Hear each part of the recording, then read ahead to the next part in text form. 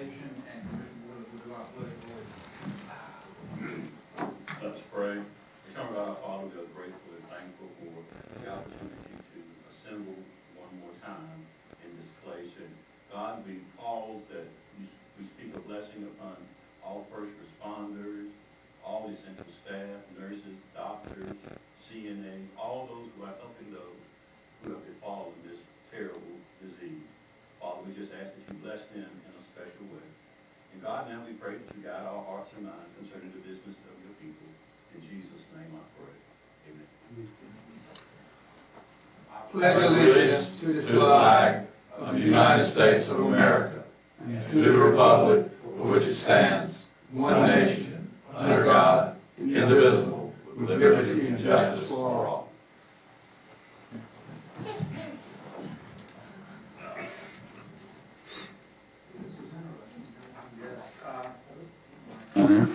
I saw the light when you got the meeting set up. I'd like to welcome everyone tonight, our one guest. Again, a bit of housekeeping for him is that if you got a cell phone, please turn it off or put it in silence mode. I had this written because I thought there'd be some more people here, but anyway, I'll read it now. It might be applicable at our next meeting. Because of the coronavirus, I have revised some of the procedures for tonight's meeting. If you are here to speak during the public comment section, please raise your hand and stay seated, and the board clerk will take your name instead of you signing up. And please don't just wander around the room. If anyone here tonight has a fever or has experienced COVID-19 related symptoms, please leave the building immediately. We have, as you can see, designated areas, so please only sit in these designated seats. Do not move around from chair to chair during this meeting, or you will be asked to leave. And please do not approach anyone in the meeting closer than 6 feet. We're moving on to conflict of interest. Does any commissioner here wish to disclose regarding any matter before the board tonight? Hearing none, we move forward. On approval agenda, I'd like to move on one item here with Commissioner Richardson's approval. I'd like to move up the first item on the item for discussion, the jail doors. I'd like to move that up to 5A, Hood, if I can, so we get Christina in here and get her out. Okay. Do I hear a motion to approve the amendment? Thank you. Is there a second? Is there a second? Second, Commissioner. Okay. All those in favor, please raise your right hand. 7-0, motion passed.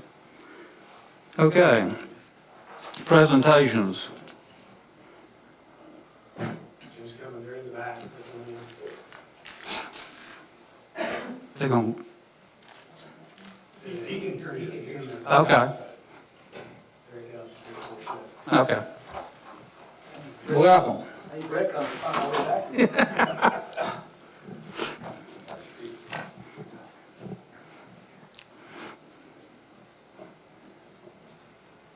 Mr. Madison, Hey. bring us up to speed. Yeah. Thank you. I'll do that, sir. All right. So, I was asked to talk to y'all a little bit about the COVID-19 situation, and so I'm here to talk. I didn't want to assume anybody knows anything. I don't want to, consult your intelligence. I'm sure everybody knows quite a bit that they've heard about and stuff. So I'll try to be as thorough as I can. But I wanted to start talking about with respiratory viruses in general. It works. Y'all want me to wait for it? Oh, okay. So just thinking in general about respiratory viruses, most everybody thinks about the flu and then colds. So, influenza is the virus that causes the flu, and it changes. There's many different varieties of flu out there. Flu is generally speaking more severe than a cold, but not always. And so you see there are 5 of common cold viruses that we have in our community at all times. And the number in parentheses is approximately how many of those colds are caused by that type of a virus. And so you can see that coronavirus makes up about 20% of colds on any given year. And but coronavirus has also been responsible for what they call SARS and MERS. I've heard of that in the past, or serious acute respiratory syndrome and Middle Eastern respiratory syndrome.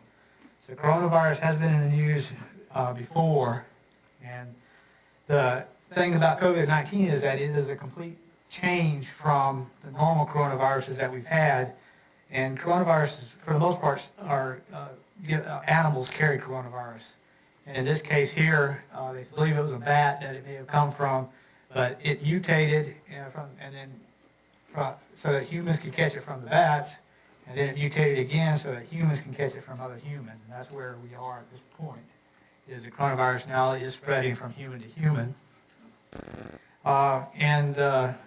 The reason that it's called coronavirus is because of the shape. You can see it looks like little crowns all over it, and that's where it gets its name from.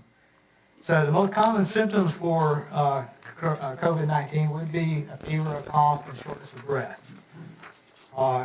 However, there are some conditions where it becomes more urgent, and that's because it will cause trouble breathing, pain in the chest, or pressure in the chest. It can cause confusion or inability to be aroused or to get up out of enough energy to move around, and it can cause bluish lips and face, and that's when we're talking about a serious condition. And it looks like it could be up to 18% of people that would suffer some higher level of urgent needs. So with all the respiratory viruses, the most common way for it to spread is through respiratory droplets.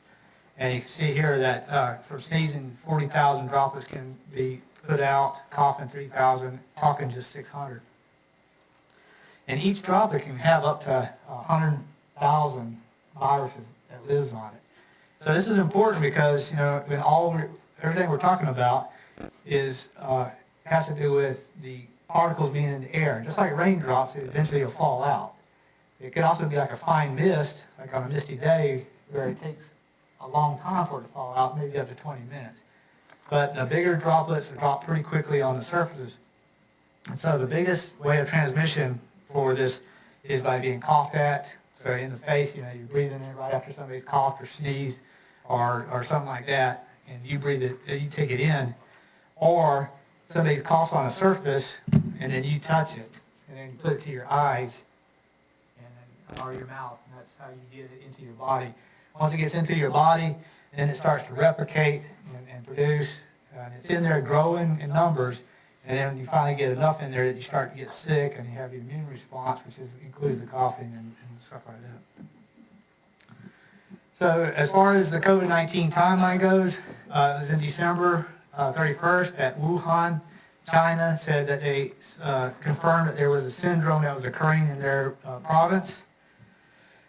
About 7 days later, 8 days later, they identified that as the coronavirus. The United States had its first confirmed case in January 21st, and then the first community-acquired one. So the first one in the United States was a travel one, and the first one February 26th. So it was almost 3 weeks later before it started showing that it was spreading in the United States. February 29th was the first death in the United States, and then March 3rd we had our first case in North Carolina. The state of emergency for North Carolina was declared on March 10th, and then it was declared a pandemic the next day by the World Health Organization. The following day, the health department, Beaufort County declared a state of emergency. This was following one of our epidemiology team meetings. We decided we should move forward with that. March 20th, we saw that North Carolina started having transmission from person to person. And then on the 24th of March, we had our first case here in Beaufort County, and we actually had 2 on that same day. So that's our first case there. And then on March 25th, the first death was in North Carolina. So this is what the map looks like as of, I think it's about 4 o'clock this afternoon for the United States. And so you can see which places in the United States, which states have the higher numbers. And these are raw numbers. They're not rates, but they're actually raw numbers. This is a map showing the new cases per day. So it's the daily number of positives. And so you can see that the number each day has been going up and up. And we had a slight drop off for today. However, that doesn't mean what tomorrow will look like. So what you want to see is those drop-offs start occurring more and more often with new cases each day. That would be something. So this is for the United States. And I put this up on a slide at 11 o'clock, and then I checked it on my way over here a little bit earlier today, and we're in the United States, we're at 352,546 cases and 10,389 deaths in the United States, which means approximately 3% or so of people that are tested positive have succumbed to the virus and died. So looking at North Carolina, you can see the counties and the numbers that they have in the counties. The darker the blue, the more cases that they've had. And you can see Beaufort County, we're kind of a lightish, middle of the road, kind of bluish color. And so for North Carolina, there's been 2,870 cases that have been confirmed, to include 33 deaths. And the state has tested 40,726 people, and 270 of them are in the hospital system.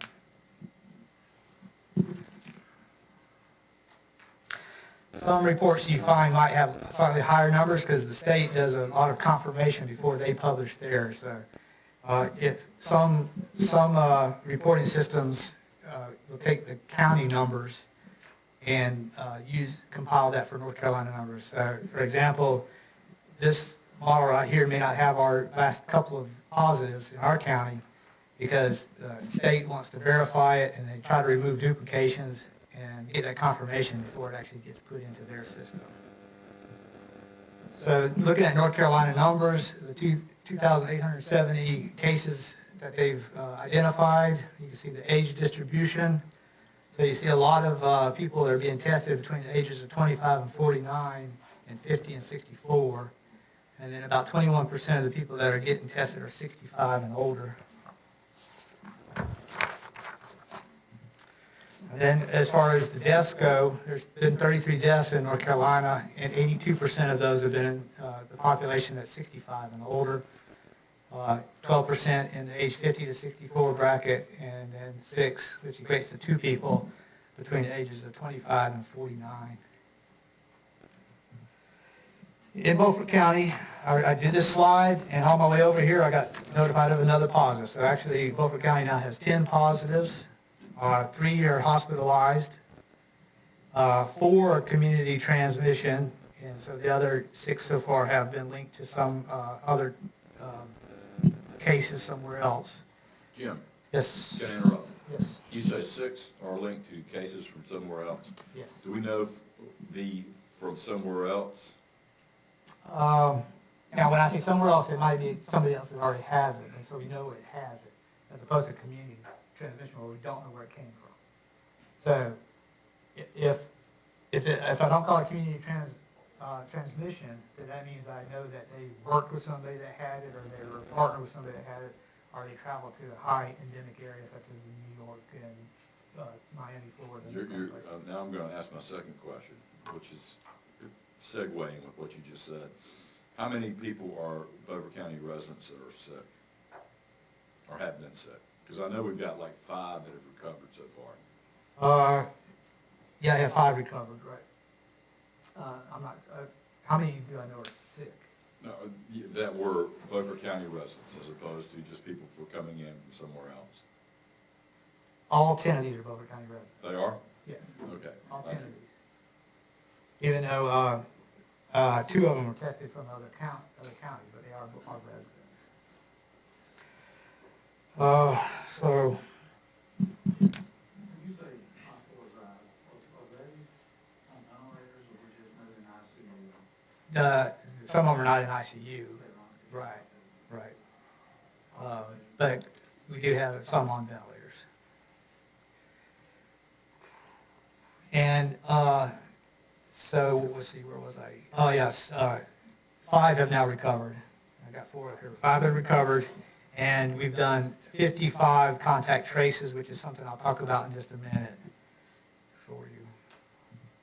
So what are county level activities that we've been doing? Well, we have, like I said, we opened up the EOC, and we declared an emergency for the county, and since then we've been doing daily operational meetings and trying to see how we can prepare our county for everything that we expect to occur.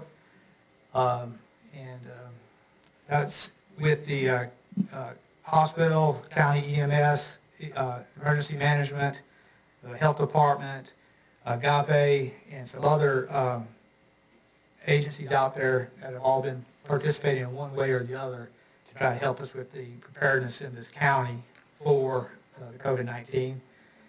We've tried to do a lot with public information. We've done TV stuff, we've done radio spots, we've done newspaper press releases, and I've done sit-downs with just about anybody that's asked me to sit down and talk to them. I've done things with some of the churches where they wanted, their congregation to hear some of the things that we had to say. So we've been doing Facebook and Twitter stuff in order to try to get the information out there to our population, because we want them to not have rumors going around, because the rumors hurt. So we try to be as honest as we can and be forthcoming with the information that we have. We've done some testing at the health department. We're also monitoring surveillance of the COVID-19 and watching that. Hopefully everybody here is getting the situational reports daily, and that's one of our biggest ways of making sure that we get information out to the leadership as well as anybody else that's on that list. We are doing some projection modeling to try to determine what kind of impact we'll have in the county. We've done a lot of contact tracing and then providing guidance to cities, the county, businesses, and in particular vulnerable groups, because some of the groups like nursing homes and those kind of places, we want to make sure that they are extra protected because their population is the one that would get hit the hardest if it was to come into the county. Sorry for not looking at each other once in a while. I feel like I'm a bad speaker. Oh, we see you. That's all right. So I talked about some projections modeling. So this is one of the things that I put together about 3 weeks ago or something like that, and I've been trying to monitor it and tweak it to make it as accurate as I could for us. But I started with the flu from 1718.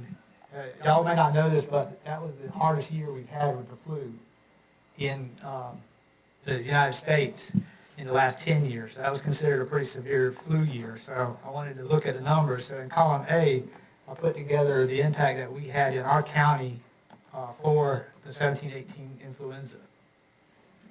So you can see the case definition is the hardest one to come by because it describes what they expect to be the people that had symptoms even though they didn't go to the doctor. So it's hard to estimate. It's kind of based off of some science and stuff like that CDC used. Medical visits are a little bit easier to track. And then, of course, hospitalizations was easier to track, ICU visits, and then the number of deaths. So we had 9 deaths that year that was attributed to the flu. So with B, what I tried to use was the communicable factor for the disease and how much easier it was to transmit and the fact that it's a little bit more serious. So I used that to determine the case definitions and medical visits. And then from there, I estimated the hospitalization, ICU visits, and deaths. I realized that this is the course of the whole pandemic. So we're talking about like a 4-month period of time that all these would occur in. And then column C, happened to use that communicable disease factor, what they call R0 value. You still have the same number of people with definitions and visits. However, you got more serious reactions to it. And that was based off of a study that was done off of 2,000 people in early March, where they followed 2,000 people And from those numbers, they were able to determine the percent that had to be hospitalized, the percent that had to go into ICU, and the percent that died. So I use those numbers to give me C, and that would be what I would consider what I think would be the high impact in our county.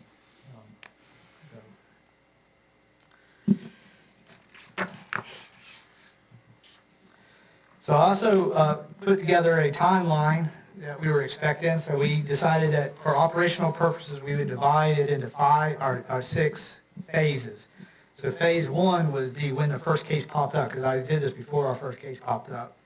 And then phase 2 would be the acceleration of the disease within our community. 3 would be the peak number and how long it was at its highest level. And then 4 would be when it starts to come back down. And then 5 would be a lull where it's not spreading in our community because of weather. I'm hoping it's because of weather. I don't know if that's going to happen or not. But obviously the more people that get it, then the harder it is to spread and all that stuff. So then phase 6 would be if we ever get the vaccine, then we would have to implement mass vaccination for the whole county. So that's why we split those into 6 phases. And I tried to estimate how long each phase would be based off of other epidemics, such as the flu epidemic in the past. And so March 24th was our first case. We're in phase 2 right now. And then I expect to hit phase 3 in late April time frame, where recovery would be in May. So these are my estimates. With my background, I guess, in epidemiology. This is the North Carolina Hospital Resource Estimate for their resources. So this is what they anticipate they'll need as far as resources go, and that purple line across there is the number of beds they have available, and then there's a purple dashed line which kind of represents what they think will be the number of people that are impacted. You can see that that falls below the number of beds that they have available. So this model here anticipates that there will be enough beds for everybody that needs to be hospitalized. However, there's a big uncertainty in there, and we're used to tracking hurricanes, so we know that cone of uncertainty. That cone of uncertainty does rise above the number of beds. So in a worst case scenario, and a lot of times you plan for the worst case scenario. So they are planning as though their beds will not be enough for everybody. So Jim, the dotted line is contingent on people following the guidelines that the governor is asking everyone to follow. Is that correct? These models are based off of the mitigation factors that have been put in place. So it's harder to see the ICU numbers down there, but the model pretty much falls within the line of ICU beds. However, the number of ventilators was hard for me to track down into here. I couldn't find that they said they have enough ventilators or not enough ventilators based off of their model. But it looks pretty close to the right numbers that they'll need. If the worst case scenario doesn't occur. Again, that cone of uncertainty always plays a part. And I would expect them to continue to plan for the worst case scenario. So we talked about the mitigation stuff that's been going on, and we all talk about the social distancing and stuff, and here's the simple reason why. This graph here is from the 1918 flu, when the guidance that came out to prevent the flu in your city was social distancing and not gathering in large masses. So they were saying that in 1918. So this follows 2 cities, Philadelphia and St. Louis. Philadelphia, you can see that they did not implement any social distancing from the September 17th to the October 3rd time frame. After the first case, it took them a couple of weeks before they decided to implement that. And you can see that the spike went way up for Philadelphia. Compare that to St. Louis, who on their first case, they implemented it a couple of days later, 4 days later. And you can see their epi curve and chart. So this is why people are saying this is the reason it's a public health intervention in order to do the social distancing and not gathering in public places.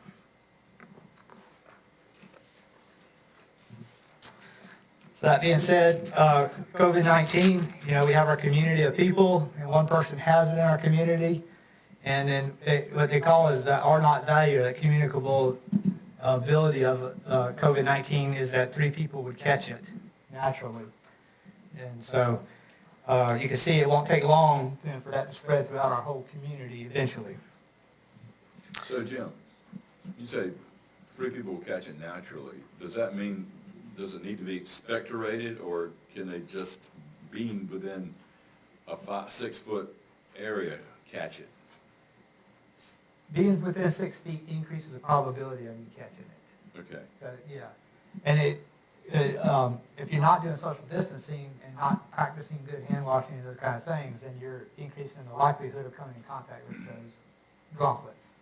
So it is harder for me to cough on you from 6 feet away, without it getting to you. So that's the whole social distancing. But social distancing is more than just that. But the not gathering in groups of large groups is also part of social distancing. Yeah, of course. Is there any talk about just being around somebody and the breath from their speaking is enough? Speaking does produce about 300 droplets. It's just not forced out as far. Okay. So it can have some. And when you say Singing not is pretty as high. far, how far is it generally forced out? From speaking? Yeah. Well, I mean, you've had some people spit on your face when you talk to them. So, I mean, I guess, The non-spitters. Say the non-spitters. Non-spitters, it's probably going to fall straight down. Straight down? Yeah. Okay. Within a foot or 2? Yeah, but I've never studied it, so I can't tell you scientifically how far we're talking about. But, I mean, singing produces it even further. And then, of course, the sneeze is very volatile, and coughing is pretty aggressive too. So. Don't sing in public. Not during COVID-19. So the social distancing of keeping people apart is, like Stan was saying, was to make sure that those droplets have a harder time traveling and getting to the next person over. So the social distancing, as far as being at 6 feet away from people and not being in large crowds, does help with that particular part. So another intervention that we're doing at the health department is what we call contact tracing. So as soon as a person is identified as having the virus, what we do is we'll go and talk to that person, and we'll try to find out whoever has been in close contact with them for a couple of days before the symptoms started until the day that we talk to them. Typically, while they're waiting for the test results to come back, we put them in isolation already, so they don't have that opportunity to spread it while we're waiting for them. So once we identify the X amount of people, then we talk to those people, and we try to tell them. Originally, we tried to tell them to stay isolated for 14 days. But that's not always practical because they got jobs, they got things they got to do sometimes. So what we do recommend is if you can't stay isolated as a contact, not the one that has the disease, but the one that has COVID-19, then we ask them to monitor their temperature. And so as soon as they start to feel any kind of symptoms, they need to then become in isolation. Most people, though, when we tell them they should stay home for 14 days by themselves because they may get sick, most of them are doing that. Yeah, good. So, and the reason that is, we isolate them at home is because when they do finally turn and convert, then they're already freed. The public around them is already kind of not being exposed to them while they're sick.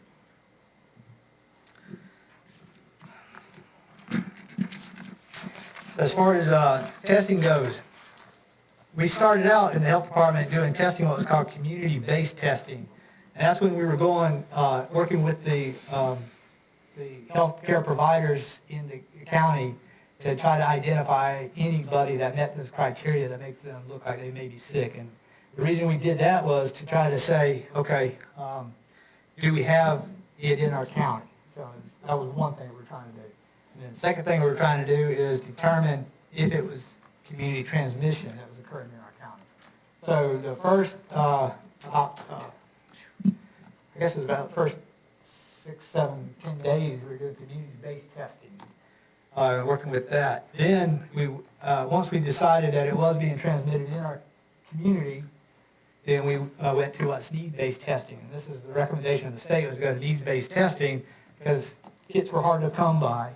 So we didn't want to spend a lot of the kits for testing only. We wanted to make sure we tested people who really would need to have that ruled out or determined, which means you're more sick people and stuff like that. So then it became a decision for the provider to determine whether they needed that or not. So it was left to the provider to, they still had to meet the criteria for the health department to test, but the provider could meet that, help us with that criteria. And at the same time, most of your providers in the county were starting to have their own test in-house. So they were able to do their own testing. So the health department is still doing the needs-based testing, but we're not doing the community-based testing right now. And part of what that also meant was that we were shifting our surveillance from the test, because the tests aren't always very good for surveying how much is going on in our community. Because there's a lot of people that don't have the symptoms, or they have such mild symptoms, they don't come in and get tested anyway. So when I tell y'all I have 10 positive, that doesn't mean I have 10 people in this county that have it only. I mean, that we could have more. I expect we have more. So now testing is no longer for the surveillance part. So now we're moving to what's called ILI system, which is what we've been using for the flu system for years. So this is an example of what this year's ILI report looks like. And you can see the red line in there is the flu symptoms, or the flus, positive flu tests that have come out there. So the way the Sentinel system works, certain clinics throughout North Carolina, I think there's 150 of them, have designated as ILI Sentinel Net site.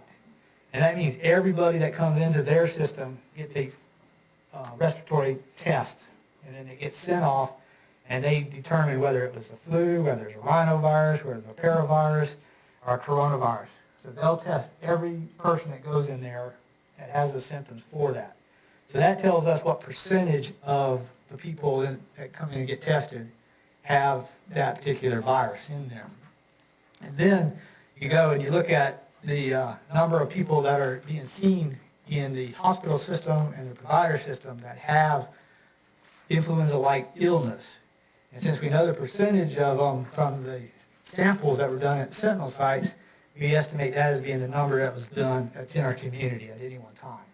So that's how we now are as a health department, are surveying how many people have, whether the trend's going up or whether the trend's going down in our county.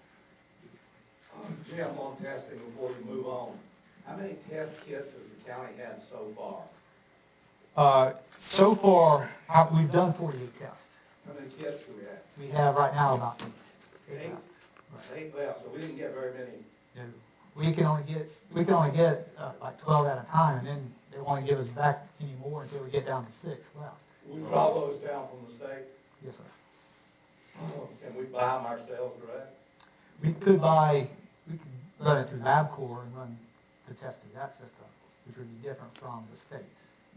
Well, there have been some people who have complained that they couldn't get tests. They had a fever, on, and so what would rule someone out who has a fever and viral symptoms from getting a test? But they would have to have the fever, they would have to have the respiratory illness, and then they would have to have ruled out the flu. And then they would have to have the doctor say that it was a medical need. So as long as those 4 criteria are met, they would get a test.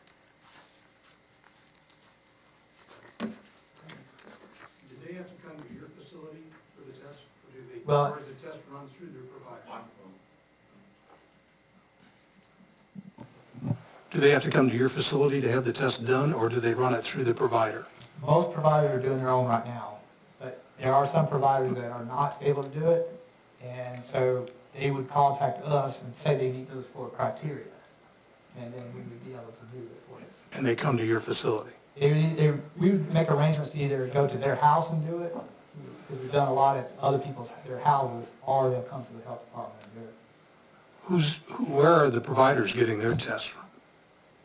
They're commercial business. Like LabCorp? LabCorp is a big one, and Quest is the other one. And they are available through them?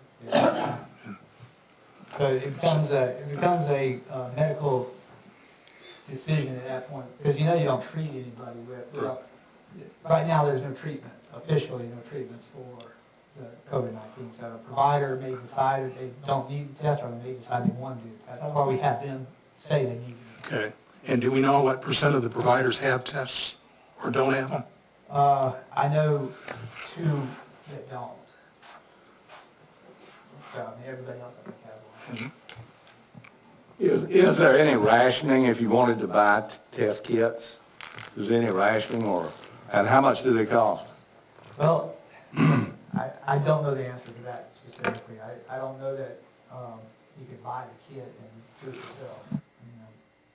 I don't know the answer. Well, I mean, could you buy more kits if you wanted to? Could I buy more kits? Yeah. I could purchase some from LabCorp. I could. Yes.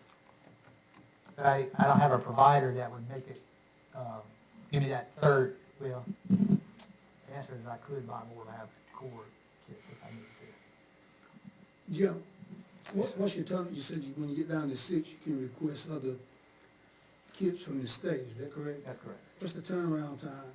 For getting the positives or negatives? No, if you're down to 60 days, you request A some. couple of days. A couple of days. So that 6 would probably last you until the next supply. We're doing between 2 and 5 a day. Can I ask a question since we're talking about testing? Yes, sir. Which I think is tip of the spear on seeking a remedy here for the coronavirus. Is there any discussion with the state of North Carolina DHS about mass testing? Well, all the discussion that they've given to us is it's not really recommended, I guess you could say, to do mass testing.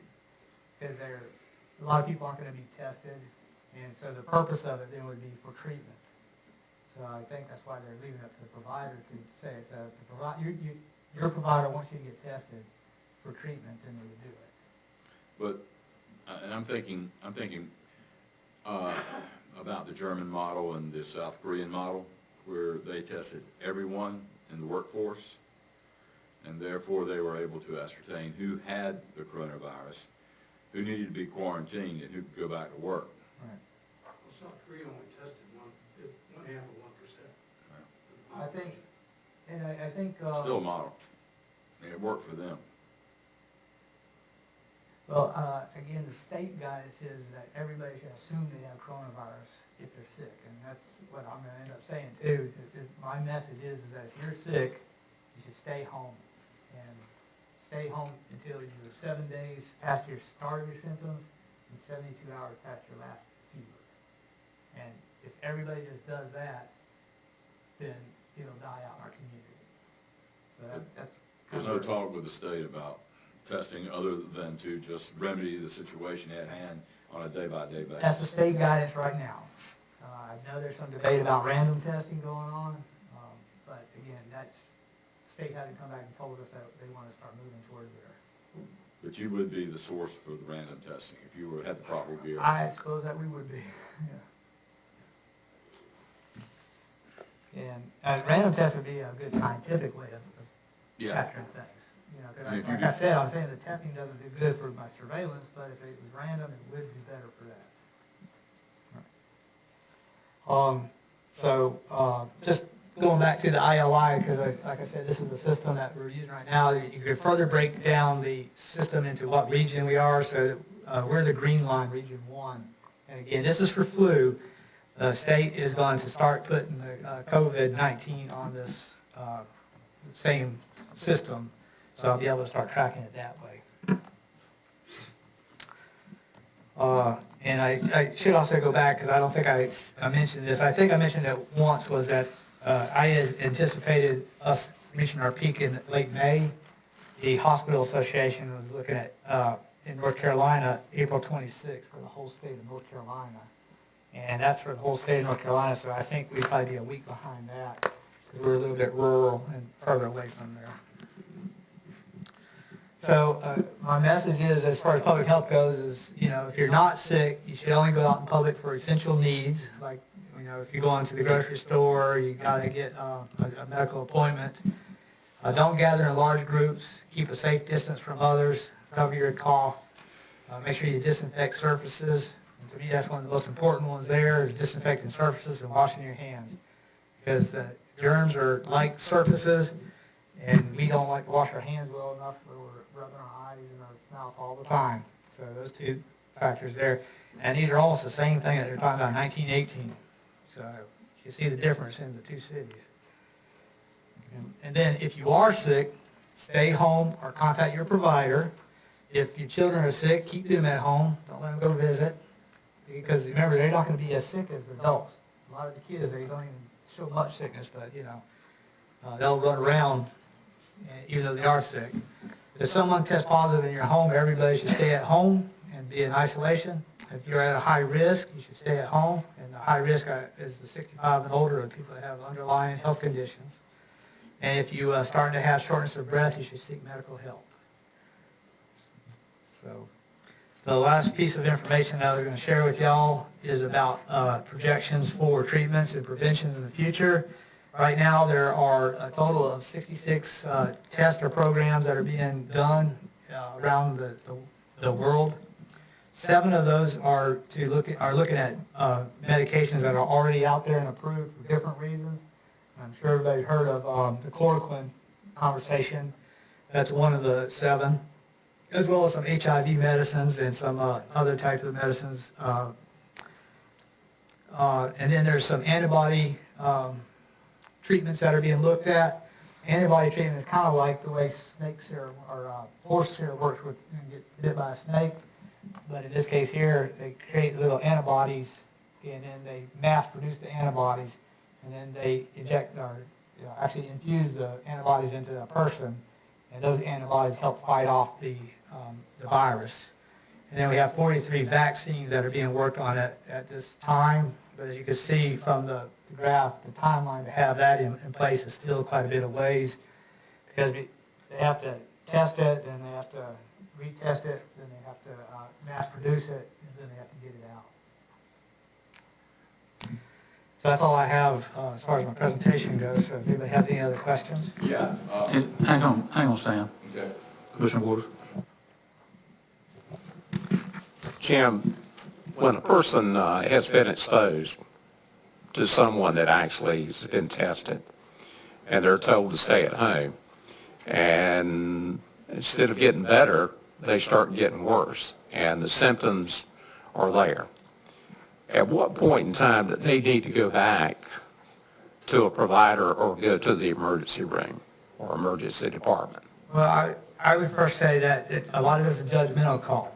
And it'd be hard for me to tell you specific, because one person's seriousness may be different from another person's seriousness. So my first advice would be to call your provider anytime you even start to think that you might have a serious problem coming up, because your provider could triage you better talking to you on the phone. And most of them are set up to do that. So if you feel like, okay, I've been exposed, I'm getting sick or something like that, I can call my provider and I can tell them my concerns, and they would be able to at least judge it based off of that. But obviously, if you're starting to see shortness of breath, tightness in your chest, or you start to see your lips getting blue, that's a cause for real concern. You might want to call 911 if you start to get to that point. So what you're saying to the public, they probably need to follow up first with the provider. I would. Yeah. I mean, I would say that 80% of the people that get sick could stay at home, manage it themselves, just like a lot of us do all the time anyway. We have a cold or we have the flu. We stay at home, we take, something for the fever, we take something for the aches and the pains and the cough. That's okay. But if you get to the point where you start to get concerned, you definitely should call and talk to your provider. And the last one I've got is, what's your biggest issue that you face on a daily basis? I mean, do you have problems with not having enough staff or supplies? Yeah, I think the health department itself, I think we've managed pretty well as far as the load goes. I've got some extra nurses I use on the telephones to call and talk to people and help with this contact tracing that we're talking about. And of course, you can imagine people calling all the time and asking questions. So I have all that covered. But as a county, our biggest concern is with the supplies. And we feel like we're a good place right now, but we're not where we want to be, because we like to have a more robust supply for like the nursing homes and for some of those other locations and those providers that don't normally, have to use that kind of protection. And a good example is just like the mental health crisis line. Those providers that go out to somebody during a mental health crisis, they're being yelled at and screamed at, stuff like that, but they've never wanted protection in the past, so they need to have some. So we have identified groups like that, and we're trying to give them as much as we can. More supplies that can be donated, especially when you talk about masks and gloves, would be beneficial to us. Thank you. Stan? Yeah, back to the chloroquine. You're saying that it is accessible in this area. However, does it need to be prescribed, or do you, by a physician, or do you have to go to a hospital to get it? Well, I don't know specifically if a hospital versus a provider. I think a provider could order it. Oh, because a hospital, of course, that's a logjam. And if you've got a personal physician who can get it for you or get you a prescription. I hear there's 26 million dosages now in America. I don't know how far we go, but. I haven't kept up with the supply of chloroquine. I know that it's being tested, and there's been some studies, and of course it's very controversial. Of course. But I think it's been looked at. It's being looked at seriously as far as its treatment for coronavirus. Yeah. But I think as far as medication, it's not FDA approved for it. No. However, a provider can do what they call an off-label prescription if they want to. But that means the provider is making that recommendation not based off of FDA approval, but they are allowed to do that. Well, I hear there's 26 million off-label dosages in America right now. Yeah. And FDA notwithstanding, it's here. And it's supposed to relieve some symptoms for some people. That's what I'm hearing. I have heard some good studies. Yeah. But again, I don't know about the test design and those kind of things. Gotta get it early too. Gotta take it early. Anyone else? I think y'all have done a good job keeping our citizens informed and asking them what to do. I have had some questions, and you said at this point that today look like it's kind of declining a little bit, but you won't know until the past 72 hours. You said 72 hours after, you may have another one today and one the next day, but after you stop having for 72 hours of people being calling the office that have been positive, is that the show of the decline in the symptoms? Are you talking about the community or the individual person? The community. Okay, I'm not using positive tests to judge my community, because it's very possible that we won't get a positive test for 3 days or something like that, so I would not go off of that. Just because of randomization of it, stuff like that, I'm sure there's a lot of people out, and I say a lot, I hate to use the word a lot because it doesn't mean much, because everybody starts thinking millions, but I'm sure there's a few people in our community that have COVID-19 that have not been to be tested. I got you. And so they're out there, and hopefully they're staying in self-isolation themselves, because if they're sick, they don't want to come in and get tested, for whatever reason, and that's fine. But I won't know that they're there. I got you. Yeah. Thank you. Thank you, Jim. That's it? Yep. Anita? Oh, Look. you set a good example, y'all. Hey, Jim, on your way over this direction, you want to bring that over here? He ain't touching nothing but his stuff. I'm afraid of myself. I was going to that. Oh. Tell his wife. Bring it over here, come over, take a picture of your wife. I have to do it for my wife. I did? I'm serious, I'm gonna go get some. Anybody want a little bit? Stan, do you worry about whether the sun's going to come up tomorrow morning or not? My wife watches this on TV. I'm messed up if I don't do this. We understand.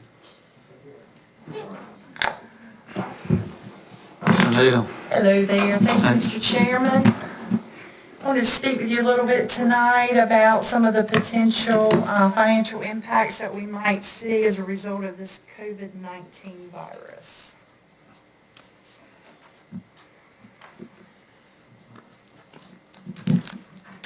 So I'm going to go ahead and tell you right off the bat that the numbers in my presentation are a complete guess. It's pretty much a wild estimate at this point. Things are so fluid. They keep changing daily, and we will definitely get better numbers as we move forward closer to the end of the fiscal year. First thing I want to start with is property tax revenue and the impact of all this on our property tax collections for the current fiscal year. I expect very minimal to no impact on our property tax collections, and the reason for that is because we've essentially collected all that revenue already, fortunately. You can see that for 2019, we had budgeted to collect $33,101,000 for the 2019 levy. As of today, we have collected $33,014,000 of that. So that only leaves us with a little over $86,000 to collect between now and June 30th in order to hit our budget number. And I do believe that we'll collect that and get to that budget number where we need to be. I do feel like that motor vehicle collections will be down slightly simply because those offices, as you know, are closed at the time. And quite frankly, you know, there are just some folks that aren't comfortable with going online and paying for things like that with a credit card, or either they don't have access to internet to do that. So I do think we'll see a slight decrease in our motor vehicle collections. But again, we've been so conservative in our budgetary estimates on our revenues going in last year that I feel like we're going to hit those numbers that we need to hit. Now, sales tax is a totally different story. Sales tax is where I do believe we'll see the largest impact on our budget. And before we look at sales tax and delve into those numbers, I want to explain a little bit about the timing of sales tax. So there is a 3-month lag in sales tax. And if you look at this flow chart that I have here, I've kind of set out an example here that shows you what I mean by that. So as customers are out in retail businesses and even online purchasing during the month of March, you know, those sales are occurring. Those retailers, they're collecting that sales tax. Well, it's not until April the 20th of the following month that those businesses actually have to send in their tax reports and remit that sales tax to the state of North Carolina. And then the state of North Carolina takes about 40 days. The last 10 days from April the 20th through April the 30th, plus the entire month of May, to calculate the distributions that are owed back to the municipalities and the counties. And so it's not until June 15th that we would actually see in our bank account our sales tax distribution for those March sales that occurred 3 months previously. Now, we do have the benefit of knowing the numbers on June 1st, but don't actually get the funds until June 15th. So having said all that, before COVID-19, our sales tax were trending very nicely. They were up 4.4% or $414,000.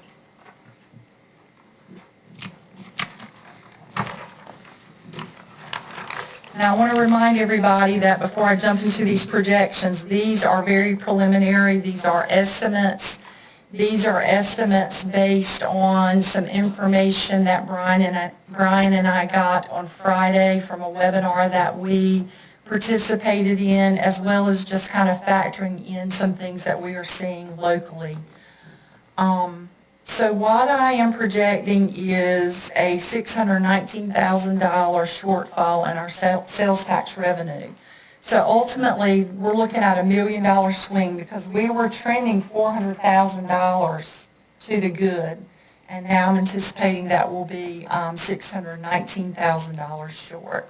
And just to kind of run through how I came up with that number, so remember the 3-month lag in the sales tax. So the February sales that we get the money in May should be good, right? Because this event really didn't start until March. So I'm anticipating we'll be good for that distribution at $705,000.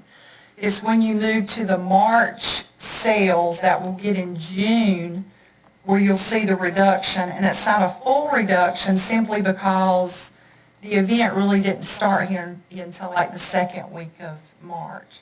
So we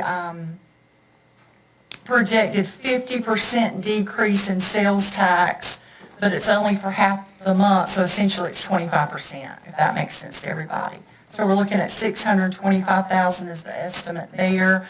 And then for April, we did the 50% reduction in sales tax, so we're estimating $444,000. And then we feel like, you know, based on what Jim just said, and as things plateau and start to come back to normal, that in May and June, we won't be back to a full 100% on our sales tax, but we've estimated that we'll be back to 75%, so only a 25% reduction there for those 2 months. So I know you're dying to know how in the world are we going to cover this. So fortunately for us, you might remember me saying back in the planning budget retreat session back in January that we had $402,000 of revenue that came in that we were not even anticipating or counting on. That was that EMS Medicaid cost reimbursement money. So we're going to be able to take that $402,000 plus $215,000 that we hope and pray we don't have to spend between now and June 30th, and that's going to make up our shortage in our sales tax revenue. In addition to that, we have gone a step further. We've tried to look at capital purchases that we may have still out there that we could delay this year. Unfortunately, there were not many. We've already purchased all of our large capital already, which is normal because we're here in April. It's almost the end of the fiscal year. So unfortunately, there was not much there to tap into. We're recommending actually as of tonight that we freeze positions moving forward. Any vacant position that we have in the county, unless they're already in the hiring process, we're going to go ahead and recommend that we freeze those starting tonight. And if a department head feels like that's an essential position that they cannot live without, then they would have to come before this board to get that approved. Question. Yes, sir. Does that include the sheriff's department? Actually, yes, we met with Chief Deputy Rose last Thursday, and he has frozen 4 patrol deputy positions and 1 telecommunicator position. So right now, he has frozen 5 positions. Well, let me put this a different way. It's the commissioners that freeze the, it's the commissioners that freeze the positions, not the chief deputy. I think that he just kind of did that before we even mentioned it, before Brian and I even mentioned to him that we were looking at this countywide. He kind of, on his own accord, just volunteered, look, I know where we're at, I know what we're facing, and this is what we've already done. In addition, we are also going to be recommending that the pay plan implementation be put on hold for now. I mean, this is barring that, things don't do a complete 180 and, the economy's busting at the seams again at June and we can do it. I mean, that would be awesome, but right now we're thinking we probably need to put that on hold until we can demonstrate that our revenues have stabilized.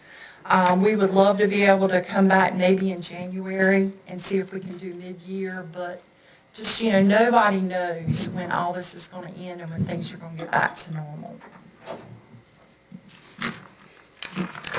We are definitely going to have an impact on our water revenues. The governor signed Executive Order 124 last week relating to water disconnection and fees.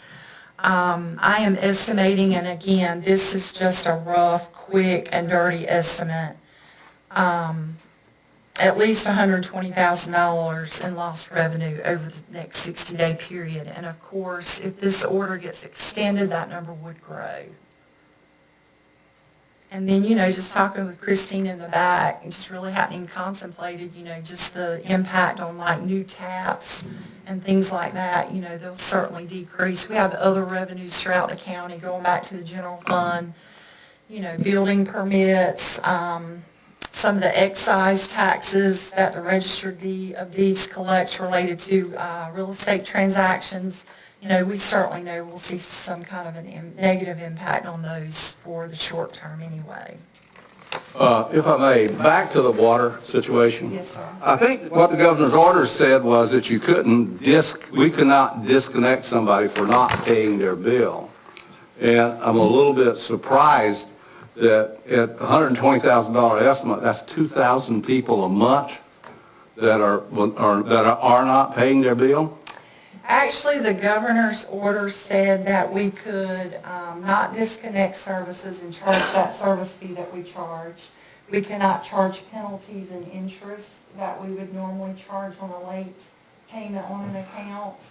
And then also there are other requirements and provisions, like we have to grant the customer at least a 6-month repayment plan after this is over, after the order is over, to be able to pay any delinquent balances back to the county. But we still recommend that people pay their water bills on time. This is just for people who do not have the money at all to pay. I'm not recommending that no one pays a bill, that's for sure. We do have a requirement that we have to send out notification of the order and the provisions of the order. And we'll be doing that by robocall probably next week. Okay, any other questions? What is our sales tax come from? When you say, That's Walmart. And that's the reason I was asking, you got $600,000. And I know we're gonna lose some. And I don't argue with you because you're not the road to dice. But when you go by Food Line, Piggly Wiggly, Walmart, Lowe's, they are busting at the same. And that's the reason I'm not questioning your numbers. right, But every shelf is empty. right. I mean, and some of the guys that I've talked with, especially grocery stores, are having 3 trucks a week coming in and they can't get them in fast enough. Right, I think that if there is any saving grace in sales tax, it will be because people are going out to buy food and other household They make that much provisions. money on toilet tissue. Yeah, right, and then also the online sales, hopefully they'll hold. But honestly, Commissioner, just driving around, it's really surreal because you see businesses like Belk is closed, Burke's is closed, all those types of clothing and shoes and retail stores. I understand that. And I'm not questioning your numbers. Right. Don't get me wrong, I'm not questioning your numbers. And I can understand that the restaurants and stuff is closed. Right. Well, God knows the liquor stores is busting at the same. So I can't, that's the reason I question this almost $1 million shortfall in revenue. Right, well, the liquor stores and also the lottery funds, that's different. And I do probably expect those revenues to go up just a bit. It's going up. But but- Lowe's is, you can't hardly find a parking place out there. Food Line the same way, both of them. And I've been to 2 or 3 of them all over. Even Chocowinity Food Line have had some vacant shelves. Yeah, and we've been really aggressive with our estimates. We have been. Nobody's going to get upset with me if they come in better than what I estimated. I'm only going to get in trouble I was if just they come trying in to play the lower. devil's advocate here. I'm not going to argue with your numbers, but if you come in wrong, I'm going to tell you that. They're going to change next week because they're changing every day, so they'll change next week. So I'm going to tell you, I told you. Commissioner Rebels? Commissioner Waters? I would assume that the North Carolina Department of Revenue at some point in time in this process will have some indication of what we're tracking statewide. Right. Will they not share that with local government? I've been told that we may have something in May from the state about sales tax. That gives you some guidance, because what Ed is saying is true. But we collect sales tax on large items, capital items, and that's where we might be taking a hit, because people are just reluctant to go out and buy a new car or a new truck But, when you go by a grocery store or some of the other places that Ed's already mentioned, they're spending money. And also I'm seeing quite a bit of activity from people that are buying take-home meals from restaurants. So the scary part is the people that lose their jobs and they're sitting waiting for their unemployment check to come in. Yeah, obviously when unemployment goes up, sales go down. Right. So that's another factor. But because we were already at full employment, if we're, if things pick up, hopefully it won't be a long period before we'll be back up, I hope not. running again.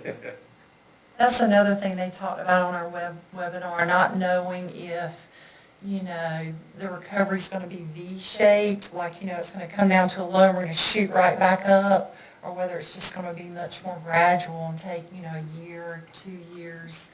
I just don't think anybody knows the answer to that at this point. Thank you. John, do you think you have a question? How about EMS, when you talked about freezing jobs? Because I would think that EMS calls are going to go up as we ramp up in the next Actually, 8-10 weeks. we were going to include EMS in that, correct, Brian? And they would come before you if needed. We were including everyone. What do you consider essential workers? Countywide all positions. The board can do that. I mean, that's the board saying all positions. When we finish here. Brian, question about essential workers. Yeah. Who do you consider essential workers? Quite honestly, we consider all of our workers essential. I understand. And so we don't look at that and say they're not essential. And what we're asking you to do is just a broad brush, freeze all positions countywide. If there are positions that need to be filled in emergency services, law enforcement, those things, public safety piece, we would bring back to you. We feel like with the schools being out, you've got some SRO officers that can be redeployed, so they would have some time to be able to deal with the issue before it came back to you. Same thing with EMS. I mean, what we're anticipating is that there may be a 2-week lag before we can get back to you.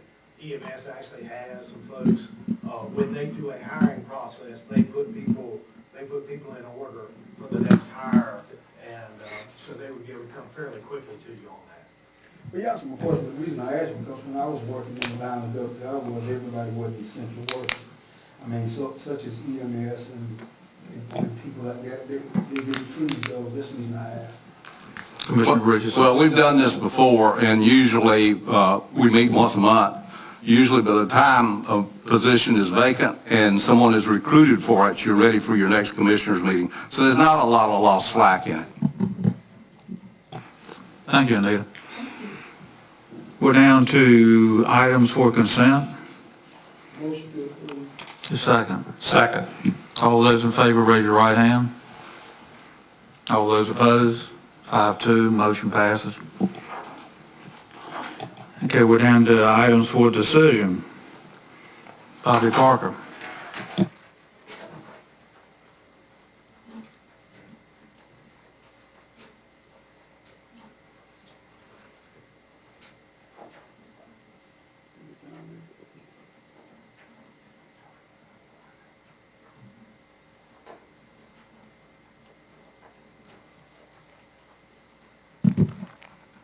Good evening, Mr. Chairman, the board, if I can find all of you. It's that time of year that we all enjoy as the Board of Equalization and Review. It's extremely hard this year to pick out some dates, and we don't know what's going to happen. So I have thrown some dates out here, and that's about what I did with them, threw them out here. So if you want to look at those dates, we can put it back to the last of April is the first date. And then if that's not a good time, we can move into May. And if it's not a good time, we can continue to back up, so. Mr. Chairman, Commissioner Waters. based on what Jim told us it looked like we would probably peak sometime the latter part of April. Yeah, that's I mean, right. I think we should just go ahead and set up May, Okay. the dates you have in May, which in the book it's got the 23rd, that's really the 12th, the 11th, the 12th, and the 14th. And we can back it up till into June if we have to. We don't want to do that, or we could even go further, but I think we need to get through before June. How many days you think? Right now, we have 39 appeals, and I haven't looked at them to see if there's errors on any of them. So I would say, I don't believe we'll have more than 30. It's about 2.5 nights, 3 nights. I'll make a motion that we set the dates May the 11th, the 12th, and the 14th. Second. Second. Discussion? Who's going anywhere? Let me say, what, Frank? The 11th, the 12th, and the 14th. Tuesday's the 12th. Right, it's just a typo. All those in favor, please raise your right hand. All opposed, 7-0, motion passed. Thank you, Bobby. Are we going to have fried chicken? If the chickens don't get too big, wait. You got to move on? You anyway? Okay. Lock down your space, Bobby. All of you should have a Bible at your chair. Oh, yes. If you wouldn't mind putting left hand on the Bible, right hand up.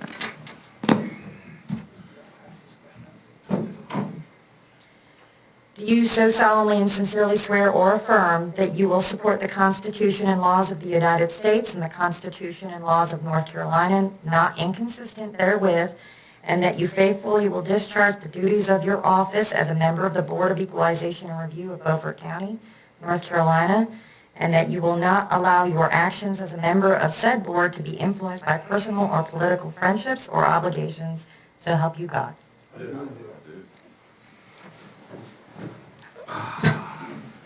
Boy, that felt good. Okay, Ms. Christina. Yes, yes. One point of order, we need to pass the resolution freezing salaries. Okay. Yeah. If you want to do it now, I'll make the motion. Let's do it now. I so move that we freeze all the salaries, not all salaries, we freeze all the position vacancies in Beaufort County until further notice. Just second, okay. Discussion? All those in favor, please raise your right hand. 7-0, motion passed. Thank you, Commissioner. Okay, Christina. Good evening, Commissioners. Before you this evening, I have four recommendations to awards. As you may remember and recall, we applied for numerous grants from the North Carolina Department of Environmental Quality, Division of Water Infrastructure, and we were awarded quite a few grants as well as loans. And what I bring before you this evening are, the first three are dealing with the chlorine conversion. Again, to refresh your memory, this is where we are converting the gas chlorine disinfecting process at our booster pump stations to liquid chlorine, which will be eliminating the safety hazard. So the first one that I bring before you is for the Washington Township District 1 project. We were awarded a grant and loan package that totaled $414,470. Bids for construction were advertised twice, and 3 bids were received on March 26, 2020. The low bidder is Everhart Construction of Willow Springs, North Carolina. The project fund balance ordinance was approved on October 2nd, 2017, and the low bid is within the budgeted funds. Therefore, my recommendation is to approve the resolution awarding construction to Everhart Construction for the bid amount of $160,000. Motion to approve. Second. Any discussion? All those in favor, please raise your right hand. Well, You got it. Sorry, hang on one second. Go ahead. I thought you voted earlier. In your, the document, it said that you abstract, you indicate we got a loan of $133,700 and a grant of 401, right? Yes, sir. So is that for just this project? Yes, sir. So that's a total of 535,000 roughly. But the actual bid is 160? Yes, sir. It came in quite a bit lower than budget, than estimated, than what the engineer's estimate was. So what do we do with the balance? Change orders again. Actually, as it says, the resolution is for a tentative award that is contingent upon the funding agency approval and providing concurrence with the board's decision. So we will await direction from the funding agency as far as what those funds will be available to use for. Well, one thing that happens when these bids come in so far off, did you think about, did somebody forget something? That was the thought process, but actually when you look at the bid tab, they were all three within line. We had one, the low bidder was $160,000, the second bidder was $166,000, and the third was $170,000. What does the engineer say about all of this? He said that he was very unsure as far as what the cost would actually come in, and that he made sure that his budget would cover that. When you get to my fourth agenda item, you will find that we had the opposite problem. The chlorine, I'm being honest, this is what McDavid said, but it's a chlorine conversion project, so he did not have other bids, he didn't have unit prices that he was able to compare that to, so he really didn't have any history to use with that. Thank you, Sean. Thank you. You ain't off the hook yet.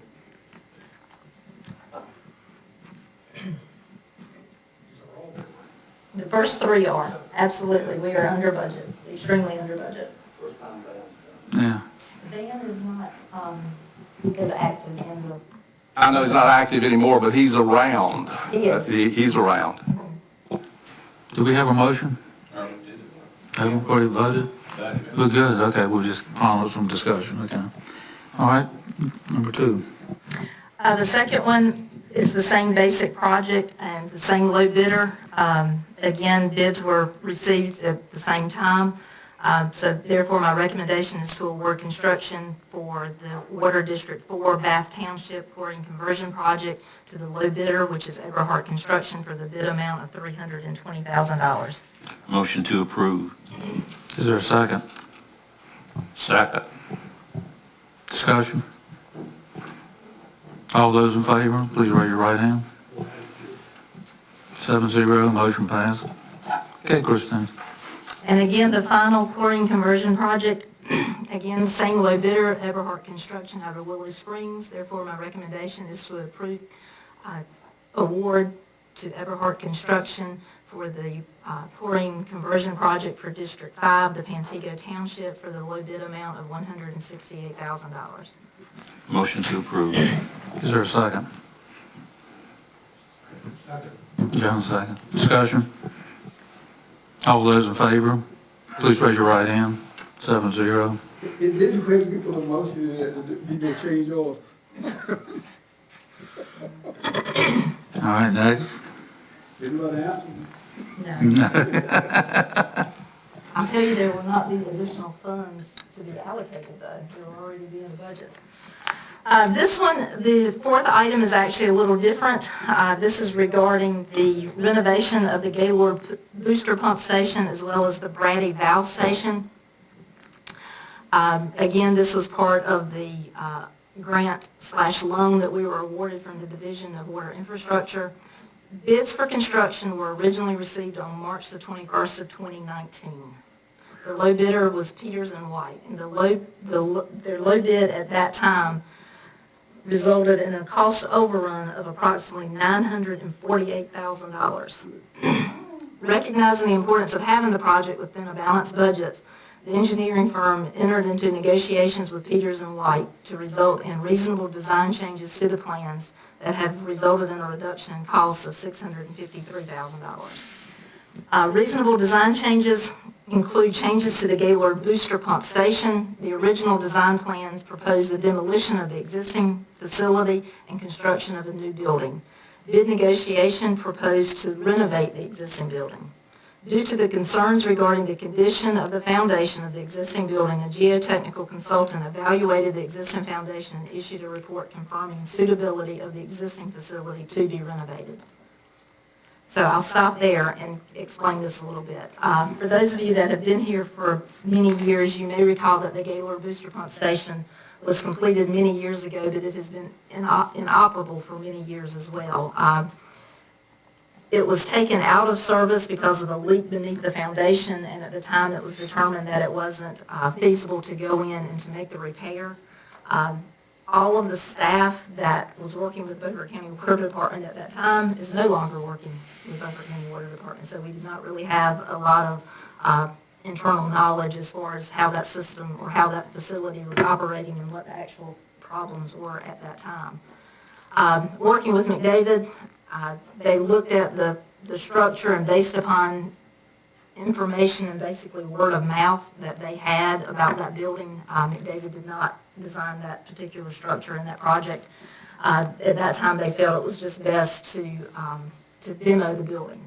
The building is very small. It's one of the existing sites, and again, for safety concerns, that was also one of the reasons why the building was going to be demolished totally and start over. But again, when the construction bids came in, the funds were exceeded. We did not have the money to do it, so we went back to see what could we do in order to make it work, because we do need the operation of the booster pump station, because it allows us to push water. It gives us redundancy in our system and allows us to push the water to the Beach Ridge tank, which is at the far eastern edge of the county, and eliminates the need for us to gravity feed multiple tanks.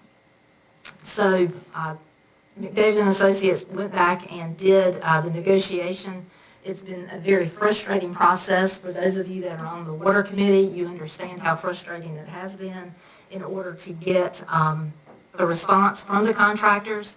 You may ask why we continued working with Peters & White, because the other bids were even higher than the Peters & White bid. And the Peters & White, McDavid and Associates felt that they were a good firm to do it, that they've worked with them on other projects, and they felt that that was the best route for us to go. During that time, Peters & White had some turnover, employee turnover, and some subcontractors, and so things were not always turned in on time and that type of thing. So it's taken quite a bit to get to this point. But based upon the changes in the design, we feel that this is a good project moving forward. However, even with the design changes, we still did not have enough money in the original loan and grant package to fund the total project.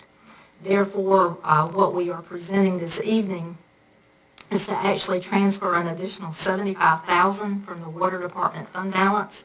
This would be the cost of the generator and associated transfer switch for this site.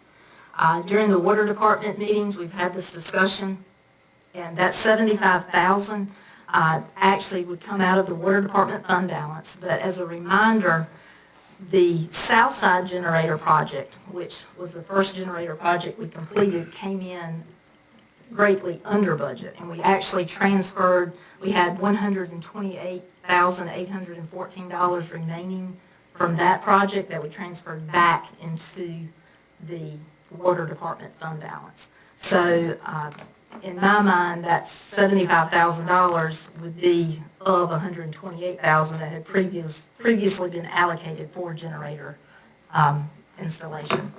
So again, when we first started the generator projects, at that time we thought that we would have to fully fund all of the generator installs. So we've really been blessed in order to receive the different grants that we have received from the Golden Leaf Fund that's allowed us to put in additional 4 generators on pure grant money. So again, the staff recommendation is to approve the award to Peters & White Construction Company for a bid negotiation amount of $1,659,500, and also the associated budget amendment, which would move $75,000 from water fund balance to the project fund. Motion to approve. Is there a second? Second the motion. Discussion. John? Yes, sir. Here again, we've got the loan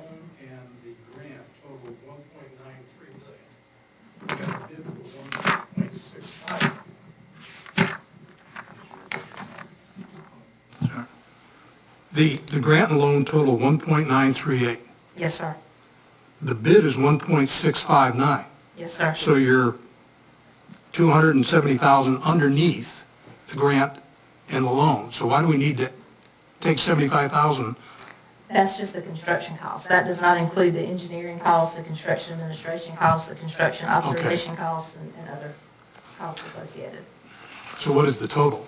The total project budget would be $2,028,000. $2,028,000. Including the 75,000? Yes, sir. If you look on page 259, Yep.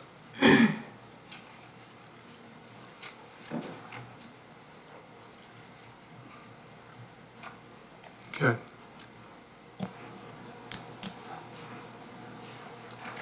Commissioner Richardson.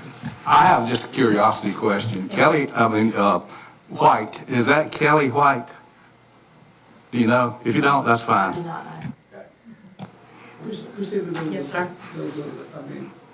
The two projects that came in on the bid, what happened to the money that's left over? It's just sitting in a pot right now. We're not sure what Division of Water Infrastructure, what their instruction will be on that. Is it possible you could contact somebody at DOQ and see would they let you use that funds instead of going into your rainy day funds? I mean, just a question. It's possible that I can ask them that. I can certainly ask, but based upon timing and in the Water Committee, we felt that it was best to just pull those funds from the fund balance to go ahead and get this awarded. The chlorine conversion projects just bid last Thursday. When did y'all meet, the Water Committee meet? The first of the month. And did nobody think about asking DOQ to let us spend that money? We didn't know that money existed. At that point, the chlorine conversion projects had not been bid. Commissioner Richardson. Well, it's probably wise not to approach the state with this because they may say, send us the money back, these projects aren't finished yet. And Ed, you talk about change orders. I'm still nervous about this when the engineer misses it that bad that you know, I'm just nervous. I was just about to get the money for the year. I don't want to tell them. Any more discussion? Any more discussion? Thank you, sir. Time to vote. All those in favor, please raise your right hand. 7-0, motion passed. Have one more thing for you? Okay. I asked, Mr. Richardson, this was your question under 5 on items of discussion. Oh, yeah. Number 5 is, what is the status of the jail repairs? The inmates have been relocated to other facilities.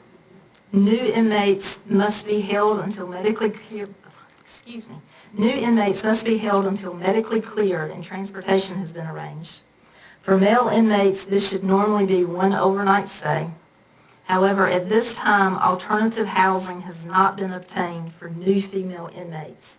North Carolina Division of Prisons has implemented a 14-day suspension of intake and transportation of inmates for Department of Public Safety prisons. Work that's originally scheduled for the month of April, the plumbing system will be assessed and repairs will be made or scheduled. That actually has started today. They were in working all day today on the plumbing system. We will continue to obtain pricing and finalizing the design for the new layout of the control room, streamline camera and computer wiring in the control room, also installation of a new HVAC system to supplement in the nurses station. And then Montgomery Technology is scheduled to mobilize on April the 13th. The first items on their construction schedule that will be scheduled to happen in the month of April are dumpster delivery, material delivery, lifts. They will start the demolition of the sliders. They will run conduit for the doors, and also the single hollow metal frames and doors will be installed, as well as start the installation of the new frames and doors. Montgomery Technology Systems contract completion date was based on the facility being vacant and available while work was taking place. If alternate housing cannot be found for the female inmates, there may be increased costs and delays in completing the project. This is especially of concern during the demolition portion of the project. Okay, so we still have inmates in the jail at this present time. And of course, we're going to have transients coming through the jail through the whole period of time to be held before they can be taken somewhere else. And, I'd just like to point out, too, that the jail report has 47 people in jail for this miraculous thing that could never be done, that it was always going to grow the jail population instead of the permitted amount of, 87? We have 47. Gee, it can be done when it has to be done. And so I just want to remind the board of that. Anything else?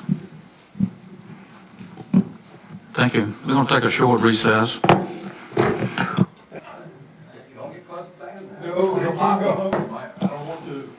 We're back. I will. We're back in session. Commissioner Deathridge, response to the governors and general, yes, you.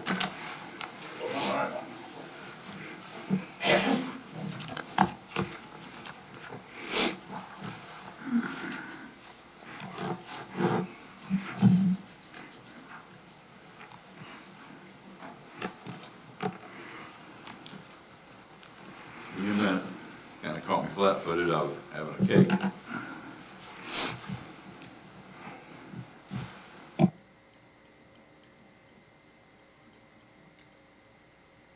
Now, which one do you want me to do now?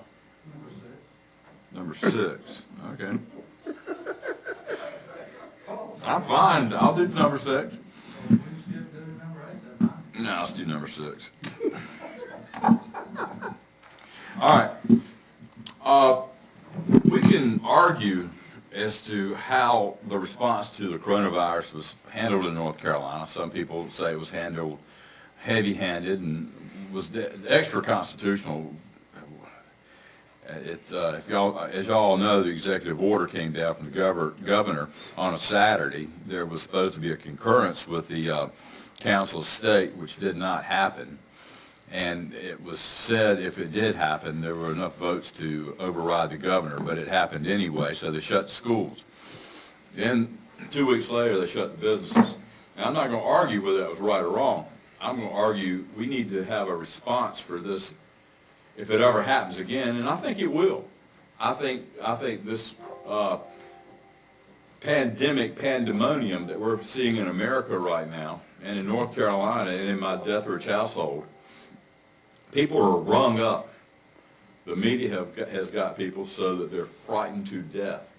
And the next time we have a pandemic, and there's been many of them, this is not the first one, but the next time we have it, there'll be this kind of response again.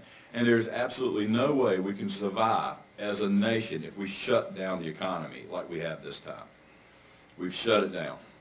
It's shut down, and we were speaking earlier about sales tax and what if we have a V-shaped recovery. I'm afraid if we're shut down through May, we will have a recovery and then we'll have a relapse. And at some point, a year from now, we're going to be talking about how this was a bad idea to shut the economy down in North Carolina for 3 months. So what are we going to do? There's a lot of things we should have done, and we have been failed by our state government, our federal government. We've been failed by the corporate elitists that have moved so many manufacturing facilities for pharmaceuticals offshore, which probably is going to change. It may actually take an amendment to the Constitution, but I don't think you're going to be able to do that after this. I think that's going to be one of those products like our defense industry that's going to have to stay here within our borders, because we can't have this happen again in America. It has frightened people to no end, to know that there won't be enough drugs for everyone. That's just one of the problems. But think about it, guys. What are we going to do? Now, all government begins at the local level. And you've heard it said, all government is local. All politics is local. Make your motion. Now, please don't interrupt. Let me just talk for a few minutes, okay? No, I wouldn't vote with you, but I'm going to change my mind. Well, I'll rush then. But my feeling is we need to enact, as local board, a resolution written by this board, not by Stan, but by this board, sent to our governor, sent to our General Assembly, who is just as responsible for what the governor has done as the governor is. Because if the law that gave the governor the right to do what he did is, there's only one other group that can keep him in check, and that's the General Assembly. And their acquiescence means they're in full approval with what's going on. And we don't know if what's going on has not been beneficial. It probably has been. But the problem is you can't shut down the economy of North Carolina for 3 months. You can't do it. If we ever do it again, we'll be in a depression and we won't get out of it. Not for 10 years. We will have the Great Depression all over again. So something needs to be done. Number one, I think if we have another pandemic, we need to have our facilities here closer. We need to be ready to go with testing. Testing would have solved this problem. We could have, if we had enough, if we could move quick enough and get the tests quick enough and test folks, find out who's got the virus, quarantine them, and everybody else go back to work, and then retest everyone again, say within 60 days. That would solve the problem. Maybe we're shut down for 3 weeks, 4 weeks. But if you do not have the infrastructure to create the products necessary, what do? So I'm going to ask, without objection, that this board put together a committee and to move quickly and form a resolution, and we do it by email, and then we send it around to the commissioners. And if we can do this by open meeting law, that'd be great. If we can't, let me know now, and see if all the commissioners agree with what we say. Quite possibly, the commissioners can add and delete and decide what we do, and eventually we have some concurrence and agreement. And then we send this resolution to other counties, we send this resolution to the governor, we send this resolution to our federal folks, and we send it to the General Assembly. And let them know we're serious. Because I don't know if they know how serious we are and should be. Is that your motion? That I could format a better motion if you'd like, but do you get the gist of that? Do we all have the gist? Put it in a sentence or two. Okay? Are you okay with that, or do you want me to put it in a sentence or two? I believe that you may go up against the open meeting laws by doing it by email. You could do it, obviously, recently with, like, what is it, Zoom or video chat or something along those lines. We probably need to get that going anyway in Beaufort County. We've got the infrastructure to do it. I'm not for that. What? Video, he's not against it. Zoom. No, we can have, are you guys okay with a special call? Commissioner? We can get to Morris? that point? Yeah. Stan, I think it's a good idea to express our feelings, but I don't know that it's something that can't be done between now and our next meeting so that we vote on it at the next meeting. I mean, you stop and think about all the things they've got going on and is on the plate up there now.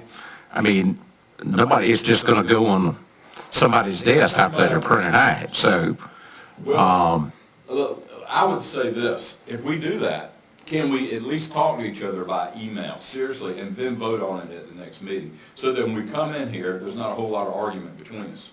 We're in agreement. We can't do that? Can't do it by email. That makes sense. Well, Commissioner Richardson, yeah. you can't do it as an organized effort by a vote of the board or acquiescence of the board, but you as an individual can lobby all the rest of the commissioners individually to come to some kind of an agreement. But the board can't do it as a board function because of the open meeting laws. But everybody can lobby all they want to for whatever. I don't mind writing something, but it can't be from me. It has to come from the board in the final draft. I mean, I'll write a few things, and then if somebody else wants to write something, but we don't have to talk to each other. We can just throw it out there. You can do that, and that'll work, but you can't do it You do as that? a sanction. No, wait a minute. You're violating the open meetings law when you say, can we do that? You just say, yes, I will work on something. That doesn't violate the open meetings law. Well, I'll take all that back. Can I do that? God, I'm ready to vote now. All right.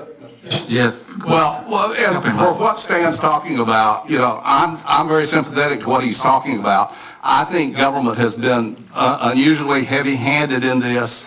They've grabbed a lot of power. And the simple truth of the matter, even though this is a terrible thing, I'm certainly in the age group that gets knocked off with this. So when I say this, you're going to have to keep that in mind. There's no evidence in North Carolina to justify what's been done so far. Historically, throughout history, go back as far as you want to go, these kinds of issues like scarlet fever, a whole bunch of other fevers have been handled by quarantine. Whole towns have been quarantined. When it was in the town, nobody could come in, nobody could go out until the thing had abated itself. There's no reason that this couldn't have been handled in an intelligent way that way. I'm concerned that it's a huge move in individuals grabbing power and setting a precedent, violating the constitutional rights of the people. For instance, the thing that the governor put in there about you don't have to pay your water bill and nobody has to pay those fees and things. Where's the law that says he can do that? I don't think it exists. It's a power grab. And it's been a power grab by some other people. There's ample evidence out there, and I'm going to pass this around in my flu-infected hands. Take a look at the red, put this in the minutes for the meeting. Look at the red line. I'm on the Board of Health. This is something that we see every health meeting. You're in the city manager gets one, and the attorney if you have enough. This comes out every meeting. The red line is this year, and that's the influenza incidents that he was describing, that the health director described for North Carolina for this year. Notice this, it's below the last 2 years in the number of incidents. So, and you can say, well, it's been kept down because we took these strong actions. Well, okay, where are all the deaths that are going to come from the virus? They're supposed to be coming at us. But if you look at the curve and look at the end of April, you see that the virus season is over at the end of April. And the state doesn't even keep records on it after the end of April. They start up again in October. So I think the people in Washington, D.C. know this. When I hear the president's news conference and all these people saying things, this curve is always in the back of my mind. Put this curve in the back of your mind and listen to those news conferences and what those so-called experts up there say. They're all playing off of this curve. So I'm concerned. I think we should do a resolution because the economy is going to suffer. You're not going to believe how bad the economy is going to suffer. I don't care how much money they pump into it. The economy runs not on money, but on people and the demand of people, not on money. Commissioner Langley. Well, I think what we also have to consider is that what the governor proposed is something that he can pull back at any given time. It's not something that's etched in stone that it's going to be X number of days. I mean, if this thing turns around, as you say, certainly I would think that he would certainly rescind any order that he has placed out there. And I think probably by the time that we meet again, this may be a moot point. Well, no, if I can answer that. My emotion, my prerogative here is not so much now. My emotion is to get things going so the next time we have a pandemic and we have a pandemonium that will ensue afterwards with this 24-hour news cycle, that we're able to handle it. We're not going to be able to handle another shutdown in government. We will not. It will not happen. We'll be so fortunate if they shut down for 3 months. We don't have a disruption in the food chain. And then you start wondering, well, we saved a lot of lives for not getting the flu, and then people start dying of starvation. And you start pumping $2 trillion. We're going to have to print the money. We're going to have inflation. We've never had anything like this, $2.2 trillion, and there's going to be another tranche coming after that. We've never had, this is unprecedented in America. Plus, you shut down people's businesses. It's hard to restart a business. It's extremely hard. Chamber of Commerce, which I put a little faith in, says that 24% of all businesses will not reopen. These are terrible figures.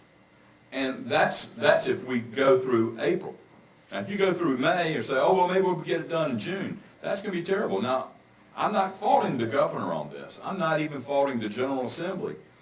I think we've been failed by our leaders, and I think we've been failed by the corporate society that allowed this to happen.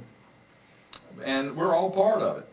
If we elected these guys. But we've got to let folks know here from the local level, to Raleigh, to Washington, D.C., to the corporate elites, this can't happen again. I know there's some libertarians out there right now thinking, I have jumped ship. I'm telling you, there's some things you cannot let go offshore.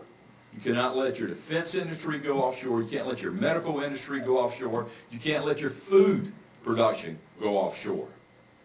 And we're allowing stuff to happen like that, and it's going to cripple us. That's how you take America down, right there. And we don't know this virus. Let me finish. We don't know if this virus, this Wuhan virus, wasn't planned by China. We don't know that.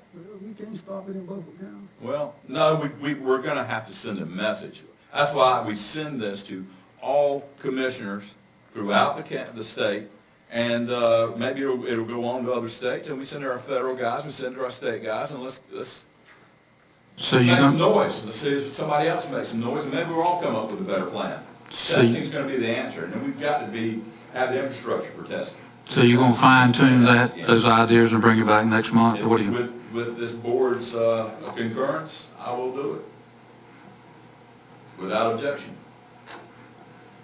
But he ain't gonna hush unless you give him concurrence. Give it to him.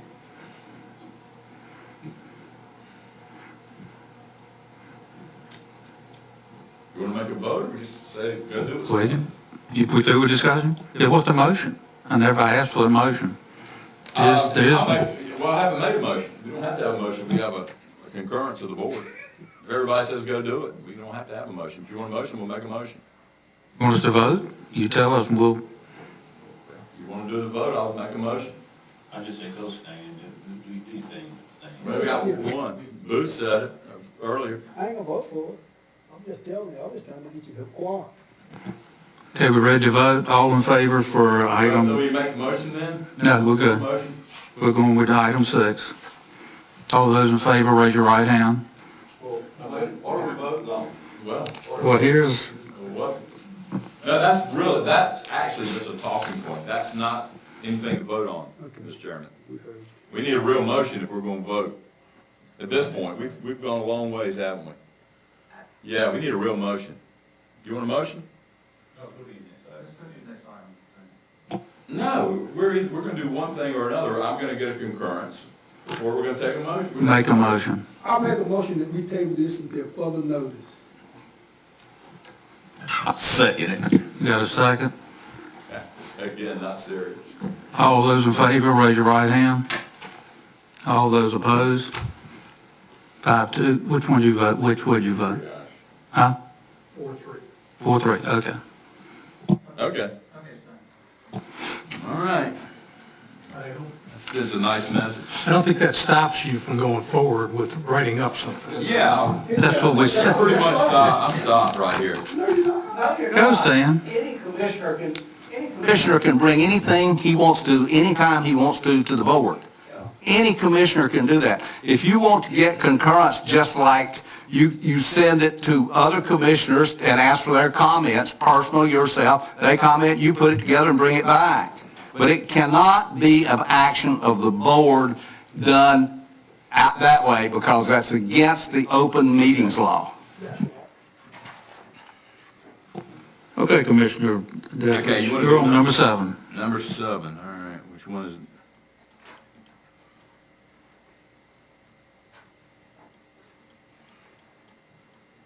All right. Which one's number 7?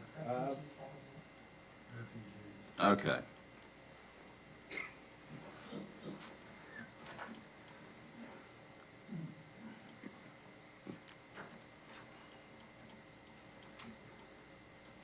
Okay. This is one of my constituents brought this to me. I thought he might put it up. Makes perfect sense. This resolution regarding the refugee settlement in North Carolina, I'm going to read it very quickly.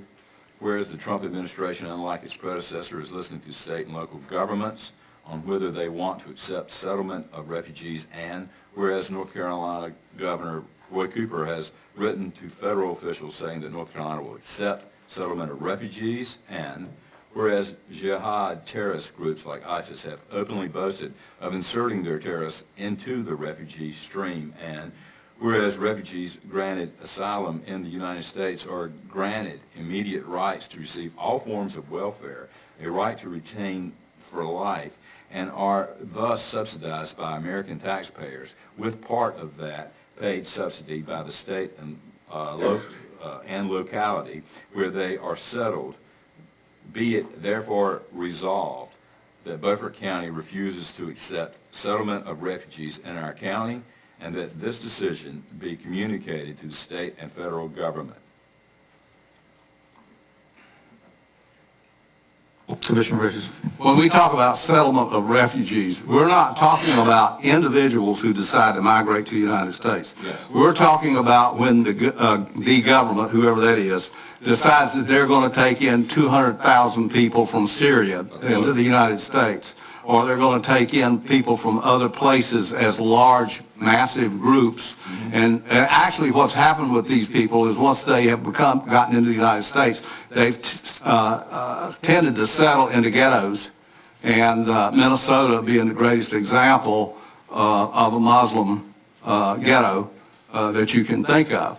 And this causes problems, but the Trump administration has said you don't have to accept these refugees if you don't want to, even though the governor has said that he will accept the refugees. The Trump administration is listening to local governments and making their decision. That's what this motion is about.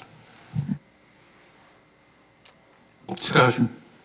What I'm thinking is it even constitutional for the governor to make that request that we receive humanitarian quotas of refugees from other areas, unknowing what that may entail? So, I mean, it's an open border concept that some people embrace and others don't.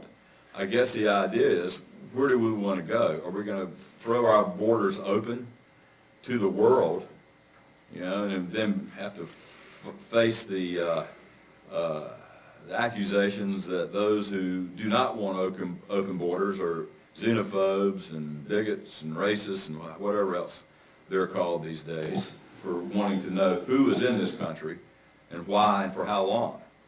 So what do we do? Which tack do we take? I think my constituent wants this board and other boards like us to find out first who's responsible for asking for these humanitarian quotas, and is it even constitutional? I don't know. And then if it is constitutional, is it wise? Is it wise policy for North Carolina to become part of such? John, you have a question? I think this is in response to the President's Executive Order 13888, which allows states and local governments to opt out. Yeah. But the only way you get in is you got to opt in. You got to send them a letter, like Cooper said, but he does that at the state level. The county has their own opportunity, which, oh, by the way, is now expired. Mm-hmm. Okay?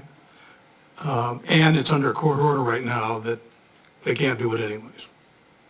Well, so you're suggesting maybe a motion that we opt out, even though it has expired.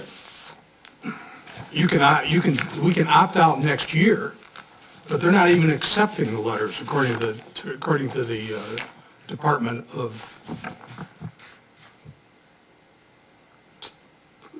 which one is it? Office of Refugee Settlement. Well, if you make that a motion, I'll second it. What do you want me to motion? Make a motion, we send a signal. When it's time to opt out, we'll be opting out. We don't want humanitarian quotas in Beaufort County. I don't even know what the future, I don't know what the future's gonna hold, because President Trump's the one that offered that to the counties. and to the states, and it's right now in the courts, and it's put on hold. So I don't know if there's even going to be an opportunity in the future, Maybe not, but, or it's going to be like it was last year. hey. I mean, The opportunity we have. You can read the letters from all the states that have responded. There's 38 of them that have responded, and most of them are, to your point, are very happy that the president's turning it back to the states to have that opportunity to make those type of decisions in terms of states' rights. But I don't know where it's going to end up. Well, I'm afraid personally that. But they've got to come to us before they can settle somebody in Beaufort County anyways. You know, we operate at the pleasure of the state, and if the governor's at the state, I'm somewhat worried that the governor may decide for us, and then they slip in, and then you start slipping back out. That's my feeling. Well, that's not what the executive order said. David? I would just point out that this is on here, number 7, forced refugee settlement from communities. That's not what Hood said, none of that is in here. This does not state that. And what we've been talking about may be a great idea at some point, but it's just vague. You need to have some specificity in what you're doing here. If I understood the specificity in Stan's motion, it was that Beaufort County not accept forced migration from these political entities as opposed to individual migration where the government brings people in. But if I understood what John said, John says it's a moot point until the court makes a decision. And it isn't mass amounts, it's individual asylums, refugees that they're talking about. Well, individual asylums, but I think that's groups of people. It's not individuals. They're forecasting there's going to be 18,000 of them in 2020, 16,000 from Cuba and Haiti, and 1,000 victims of human trafficking. And those are all going to be largely individual that'll be granted those. Now, the problem is what Obama brought in under the same regulations and laws was plane loads of people at night and offloaded them in some counties, and that's where we got the real problems came from. And that's where the pushback came from. Yeah. Okay, we ready to vote? Well, we need a motion. You made a motion, didn't you, the I resolution? just brought a resolution forward. I was talking to John about a motion. We got no motion. I thought you had made a motion. Huh? I don't think you have a motion. Okay. I haven't put one on the floor yet. I'll put a motion on the floor, though, if nobody else will.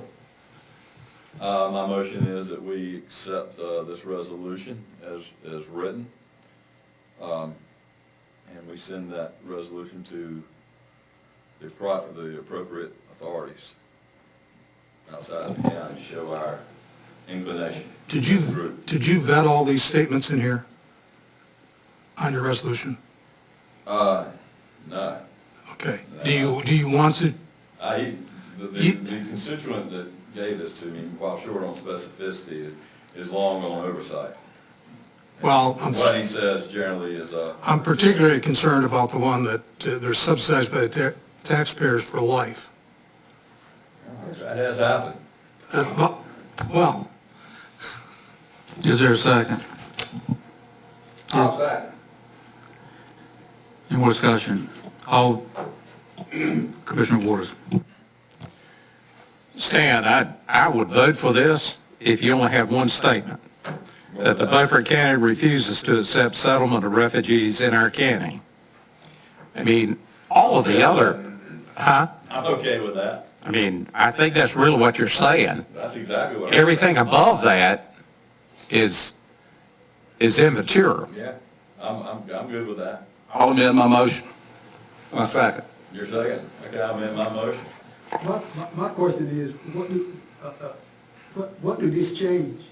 from what John just read to us? What do this change, this resolution, what does it change? I think all we're doing is just saying to the state legislature and to the governor that we've taken action. We don't want any camps here. We don't, until, you might not have that opportunity if the courts knock it down, that people was wrong, you might not have that opportunity.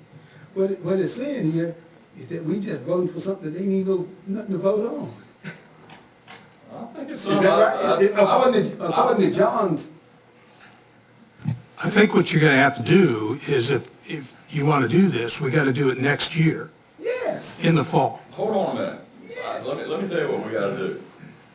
I brought forth a resolution. I presented it. Yeah. I was gonna make a motion.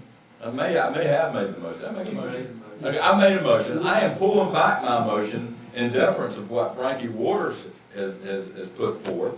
And Hood has amended his second. We got a motion on the floor. Call the question. State that. Read that one more time. Burnish it up a little bit. No. It's next to the very last, or the very last sentence.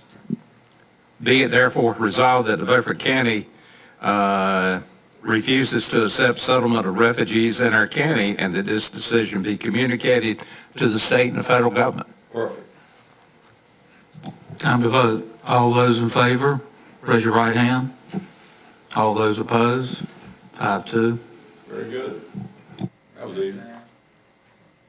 All right.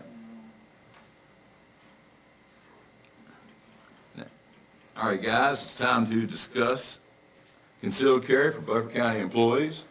In most Beaufort County government buildings, we were going to bring this up again. We all knew it was coming. And the changes in here, I'm not going to read it again, but the changes in here are that we make sure the folks are qualified and the manager would be responsible for that, besides having a concealed carry permit.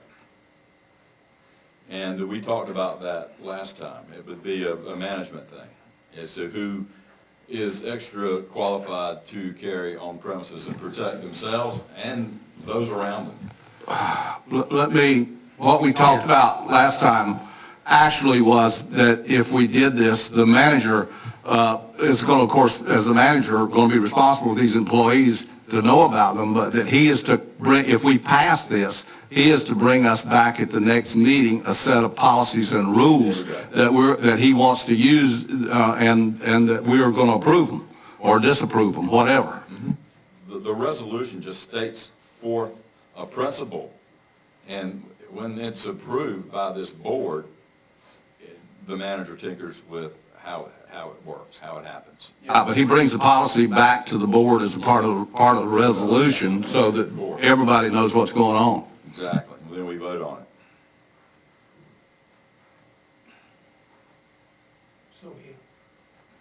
So behind this is, and I guess it's not stated in here, is a direction to the county manager to develop a policy?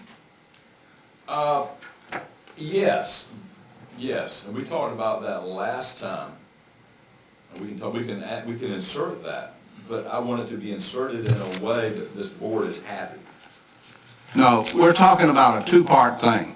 You have to, the Board of Commissioners is going to vote up or down for county employees to conceal carry. Yes. And a part of that resolution is that if we vote it up, the manager is going to come back with a set of policies and rules and for the board to approve. So let's not massage this thing all over the landscape. It's real simple. If you don't vote for it, you can forget about that second part. If it passes, then it's up to the manager to come back with the policy and the initiation date. And then we discuss it from there. Right. I mean, we still have to act again. Okay. That's where I inserted the qualified, because we know that if they're concealed carry, they are qualified. But the extra qualified would be the management part. So are you making a motion? Sure. Then we accept this resolution unless someone wants to amend it. Hold on one second, Dave said something. This failed.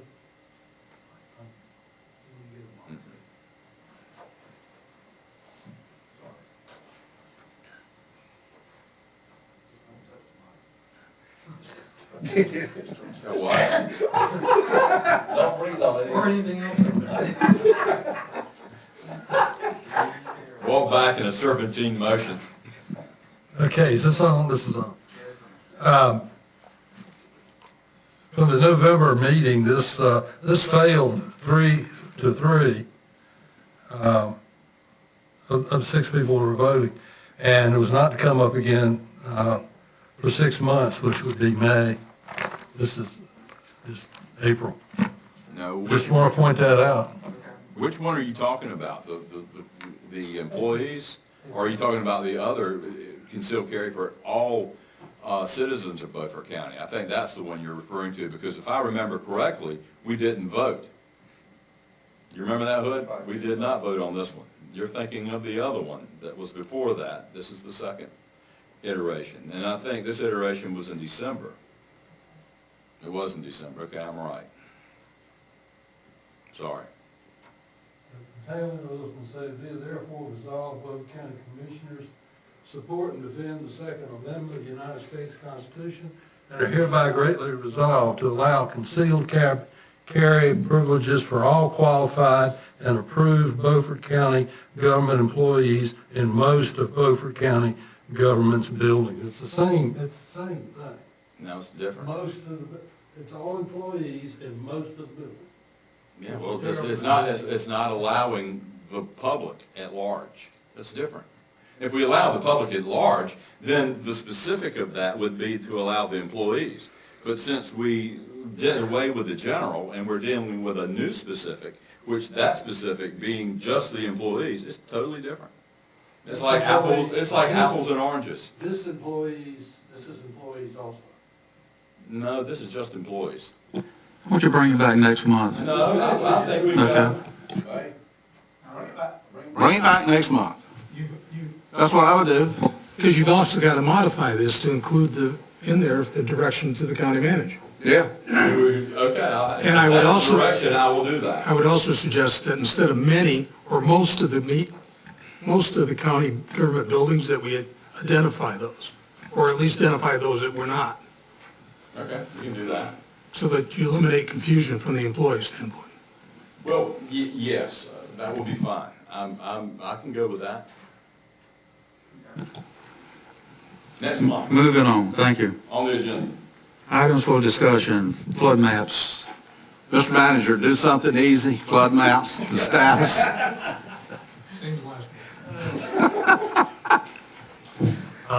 It is actually the same as last month. That information has been put together. We should have it for you at the next meeting for a public hearing, and then ready to go to FEMA.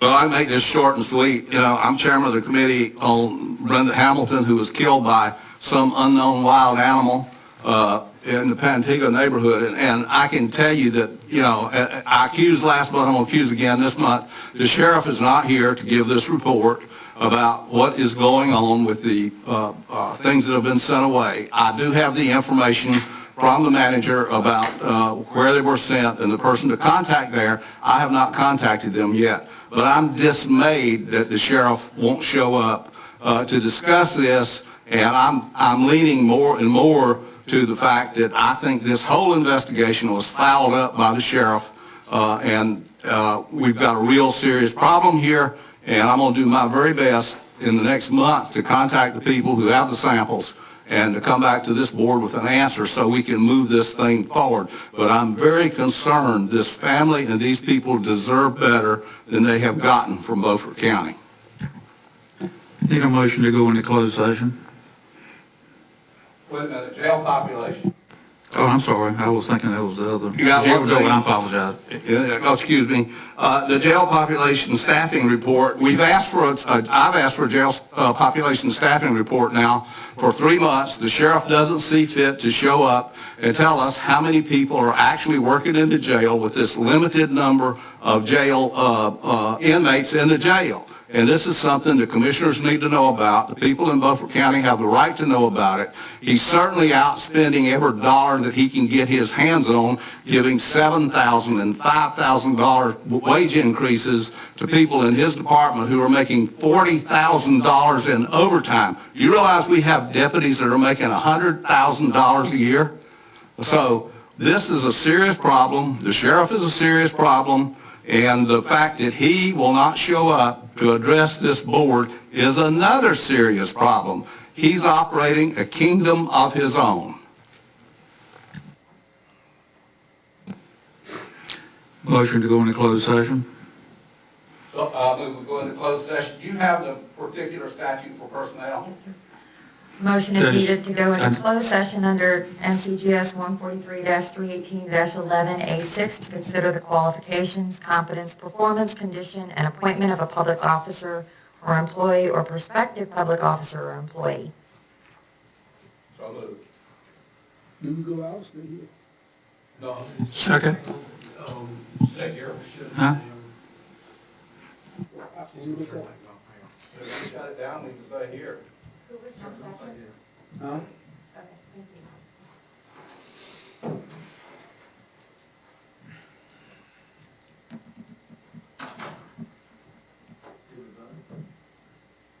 It was a request from a commissioner, so we have to go vote for Yeah. closed session.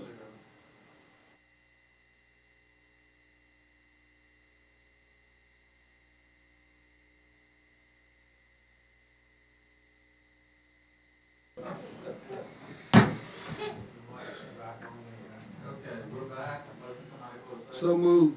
Second. Okay, you have all those in favor, raise your right hand. Motion to adjourn. So moved. Motion to adjourn. Second.